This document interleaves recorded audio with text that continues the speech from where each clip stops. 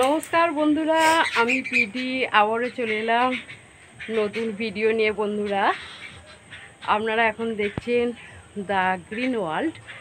The green ওয়ার্ল্ডে সবাইকে আরও একবার স্বাগত জানাচ্ছি। বন্ধুরা, যারা নতুন আসছেন অবশ্যই একটি সাবস্ক্রাইব করবেন। বন্ধুরা, আমরা যারা ফুল ভালোবাসি, আর যখন আমরা প্রথমে তো নিয়ে আসি কোনো নার্সারি দিকে সুন্দর সুন্দর ফুল গাছ, কিংবা এখন তো মার্কেটের চারিদিকেই ছোট ছোট ফুল গাছ বিক্রি হচ্ছে। জবা গাছ থেকে আরম্ভ করে অনেক রকমেরই ফুল গাছ বিক্রি হচ্ছে। তো আমরা তাকে নিয়ে এসে ছোটো থেকে ভালোভাবে আদর যত্ন করে বড় করি এবং ভাবি যে এর থেকে দু একটা চারা করা যেতেই পারে। তো কিভাবে করব সেটাই আমি দেখাবো। আমি আজকে গোলাপ গাছের ডাল থেকে খুব সহজে বাড়িতে কিভাবে চারা তৈরি করব সেটাই দেখাচ্ছি। বন্ধুরা, প্রথমেই আমি চলে এলাম আমার যেখানে অ্যালোভেরা গাছ আছে সেখান থেকে একটি পাতা কেটে নিচ্ছি। নিয়ে এটা নিয়ে চলে যাব যেখানে ফুল গাছটা বসাবো। সেখানে এই যে চলে এলাম, এখানে আমি একটি গোলাপ গাছের ডাল নিয়ে এসেছি। বন্ধুরা দেখুন, দেখাচ্ছি। আমি এর আগে কিছু গোলাপ গাছের ডাল এরকম একই পদ্ধতিতে বসিয়েছি, তখন তো সেটা ভিডিও দেওয়া সম্ভব হয়নি। মানে যখন হয়তো কিছু কাজ করতে করতে ছাদে চলে আসি, তখনই মনে হয় একটু এটা বসাই ওটা বসাই, সবসময় ভিডিও করা হয় না। তো সেই পদ্ধতিটাকেই দেখাচ্ছি কিভাবে আমি আর কি বাড়িতে করি। এবং অ্যালোভেরা পাতাটাকে আমি ফাটিয়ে নিচ্ছি দেখুন। নিয়ে ভিতরে যে জেলটা আছে সেটা দিয়েই এই গোলাপ গাছের ডালটা দিয়ে আমি ভালো করে মাখিয়ে সেটা আমি কিভাবে বসাচ্ছি সেটাই দেখাচ্ছি, কিভাবে মানে কি করি। দেখুন বন্ধুরা, এই গোলাপ গাছের ডালে তো অনেক কাঁটা আছে। আমি ডালটা আনার সময় আমার হাতেতে একটা ফুটেইছে, তো যার জন্য আরও বড় বড় কাঁটা আছে।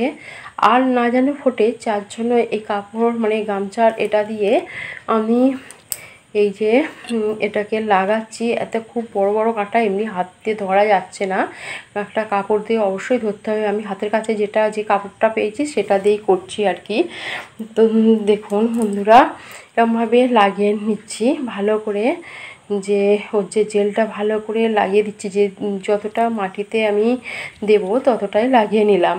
তারপরে এখানে মাটিটা বর্ষার জলে প্রচুর নরম হয়ে আছে, তাতে আমি দিয়ে দিলাম। দেখুন কাপড়টা কীরকম কাঁটার সাথে আটকে গেছে, দেখুন আস্তে আস্তে খুলে নিচ্ছি।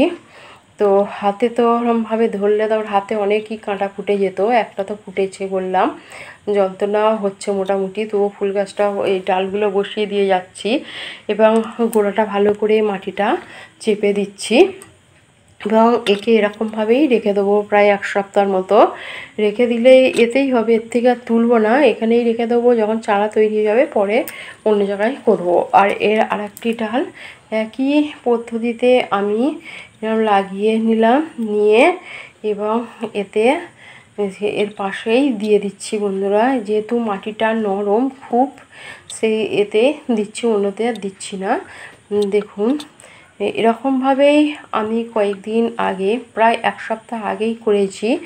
আর তারপরেই তো বৃষ্টি হচ্ছে সব সময়, তাতে গাছগুলো ধরে গেছে, দেখাচ্ছি। দেখুন এই যে কুচি কুচি পাতা বের হয়েছে, দেখুন এখানে দিয়েছি, এদের কুচি কুচি পাতা বের হয়েছে, ডালগুলো মোটামুটি ধরে গেছে, চারা তৈরি হতে আরম্ভ করে দিয়েছে। তো এখন একে নাড়াবো না, বেশ কিছুদিন এরকম থাকবে, এখন পাতাগুলো অনেক বড় বড় হয়ে যাবে। তারপর একে আস্তে আস্তে অন্য টবে করব। এখনও ধরতে কিছুদিন সময় লাগবে, হবে পাতাগুলো বের হচ্ছে আর কি। এরকমভাবে রেখে দেবো। বন্ধুরা, এরকমভাবে খুব সহজেই আপনারা এরকম বাড়িতে এরকম ছোট্ট ছোট্ট যে কোনো গাছের ডাল থেকে চারা তৈরি করতে পারবেন, যেরকমভাবে আমি করে থাকি আর কি। এরকম অনেক রকম গাছের ডাল থেকে আমি চারা তৈরি করেছি নানা রকমভাবে, ভিডিও দেওয়া আছে দ্য গ্রিন ওয়ার্ল্ডে, আপনারা এসে দেখতে পারেন। এই গাছগুলো করেছিলাম, একে কাটিং করে দিয়েছি, দেখুন কচি কচি পাতা বের হয়েছে, দারুণ লাগছে দেখতে, ফুলও ফুটেছিল। তো হ্যাঁ, যেহেতু বৃষ্টি হচ্ছে, বৃষ্টি থামতেই আমি এসেছি। এর পাশেই একটা যে অ্যারামুন্ডা ফুল গাছ আছে, কত ফুল ফুটেছে একটু দেখিয়ে নিচ্ছে, কত সুন্দর লাগছে, দারুণ দারুণ লাগছে। এরও একটা ভিডিও দেওয়া আছে বন্ধুরা, আপনারা দ্য গ্রিন ওয়ার্ল্ডে এসে অবশ্যই দেখতে পারেন। দেখুন এর ডাল থেকে কিভাবে চারা করব পরে আবার দেখাবো। দেখুন কত সুন্দর ফুলগুলো লাগছে। এরকম যদি কিছু কিছু ফুল গাছ থাকে ছাদ বাগান খুব সুন্দর লাগে। তারপরে এইখানে একটা ফুল ফুটেছে, দেখুন অ্যাডোলিয়াম ফুল। দেখুন এতেও বৃষ্টির জলে অপূর্ব দেখতে লাগছে।